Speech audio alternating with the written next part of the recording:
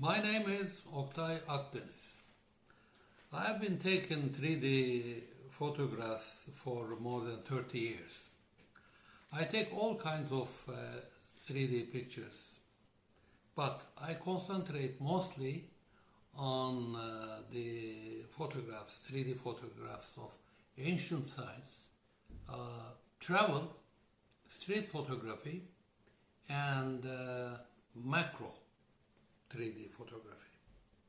Today I will basically talk about my 3D macro photography and the tools that I have built in the years, to take these 3D macro photographs, because you need special tools for that. You can't simply buy a camera and take 3D macro photograph. 3D photography itself is very engaging and captivating compared to the flat 2D photography.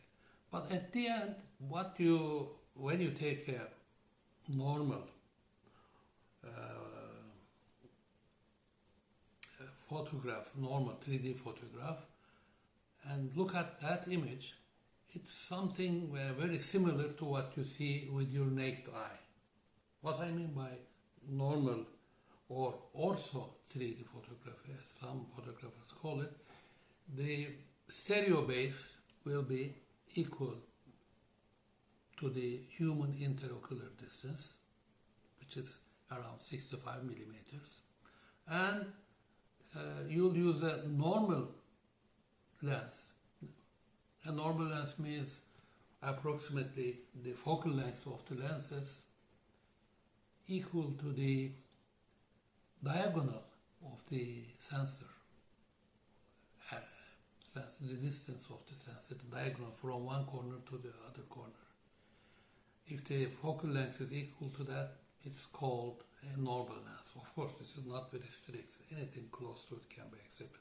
And 3D pictures taken under these conditions, the nearest distance that you can capture is about 2 meters. Anything closer than that will create problems like window violations or other problems. So, 3D photographs taken under these conditions is just a simulation of the real world, what you see in the real world with your naked eyes. But images that are qualified as 3D macro images cannot be observed by simply looking at the nature. You need special tools to create it. Well, you can use a magnifier in front of your lens, but you will not see any depth. You will just see a magnified single image. But if you manage to take 3D pictures of small objects like bugs, you let yourself into a very new world that you have never experienced with your naked eye.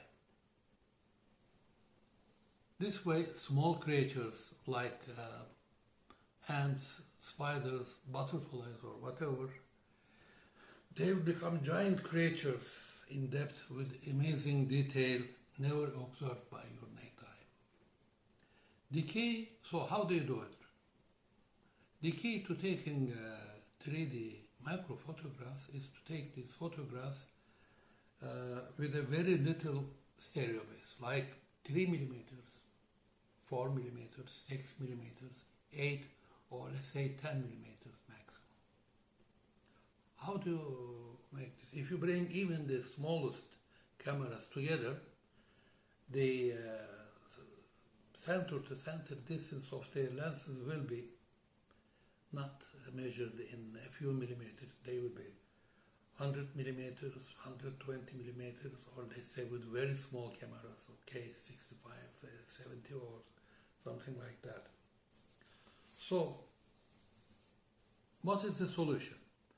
My first and easiest solution was to find good quality lenses and without any shutter that have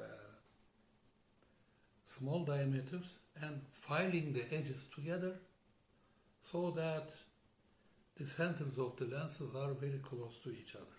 You know, these are one of those small lenses that I'm using in 3D photography. I have also others, but you see, these are here. But even if I bring them together like this, the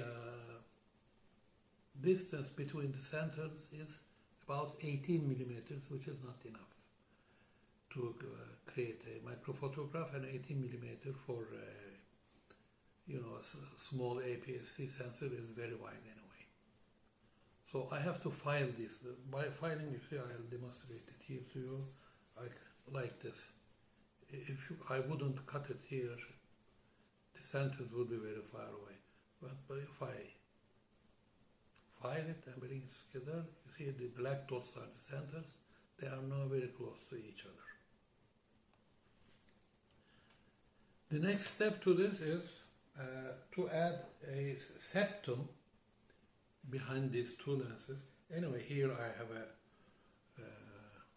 model of one of the lenses that I'm mentioning here.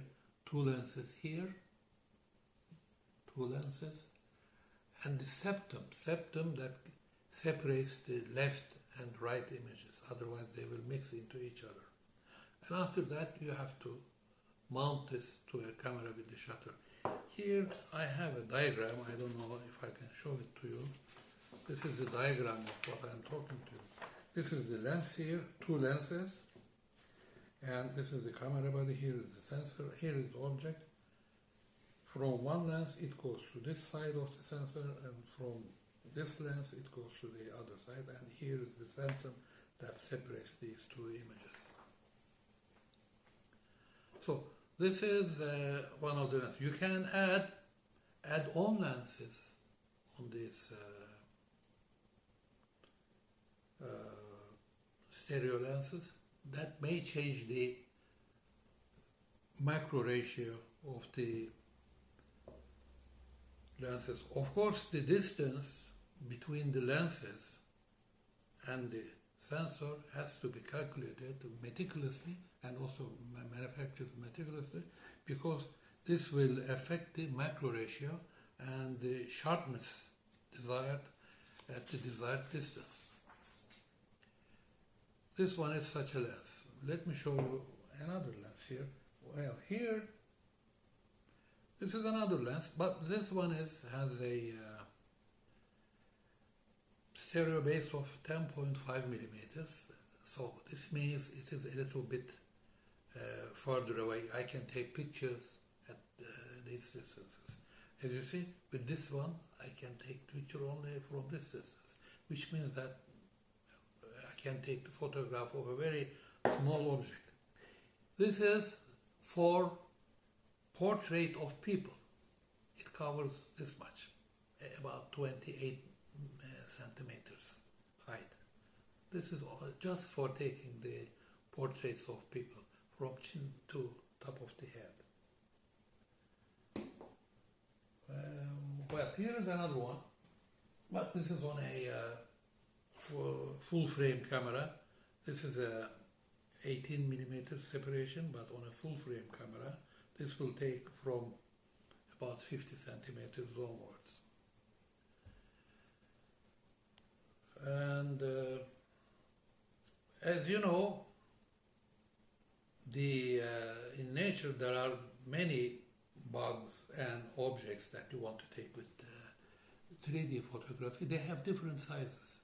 So to take the macro photographs of these bugs, you have to carry with you different cameras, different tools, and different add-on lenses, which is not very practical. To solve this problem, so it's not so practical. To overcome the challenge, I have created another system here. It's also, I show it attached on the camera. I have attached the lens on a helicoid ring.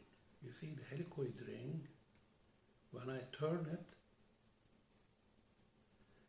it changes the distance of the lens from the sensor.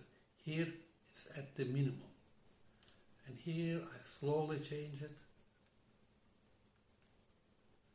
Now here it's at the maximum of the helicoid ring. It means that at this setting I can take the smallest object from the nearest possible distance, from here for example. Yeah. Why? Because I have increased the distance between the lens and the sensor. This is also in ordinary photography. If you want to take, nowadays we don't see these things on lenses, but years ago, if you wanted to take a near object, you had to turn the lens so that it goes a little bit away from the camera. Same principle here. So anyway, to take a camera, let's see here, take my finger, here, see, 2 pictures, very easy. You want to take a bigger object, then you have to decrease the distance between the lenses and the sensor now. This is the most I can go back.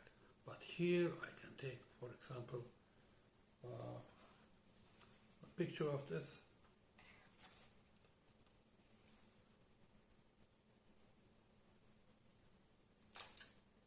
See? 2 pictures, left and right. So this is very easy and very practical. Of course, it's not only beginning or the end, there are many. It's seamless. The more you turn, the smaller objects you can take. And this one you can point with this pointer here. Another thing, if you want to take video, simply switch on the video mode on your camera body. You can take videos. I've taken many videos with this one. If you want to take a still picture, you take a still picture. If you want to take the video, simply you have to change the mode in your body camera. So there is another one actually which I have done earlier than this one, before this one. That's a 2-camera system here. It's much more complicated. I'll try to show you a cross-section of it first. See here, we have one lens only here, but this lens has 2 holes inside, and there is a mirror here inside this unit. To this unit, 2 bodies are attached like this. And the light ray that passes through one hole at the right side goes to this camera. And light rays, as shown here with red, passes through the other hole, goes to the left camera. So you have 2 images, one left and one right, and from a very close. And the shutter is here, so you don't need the shutter in the camera. Or if you have a camera with shutter, you can also use its shutter if it is well synchronized. So this is the camera, or the system.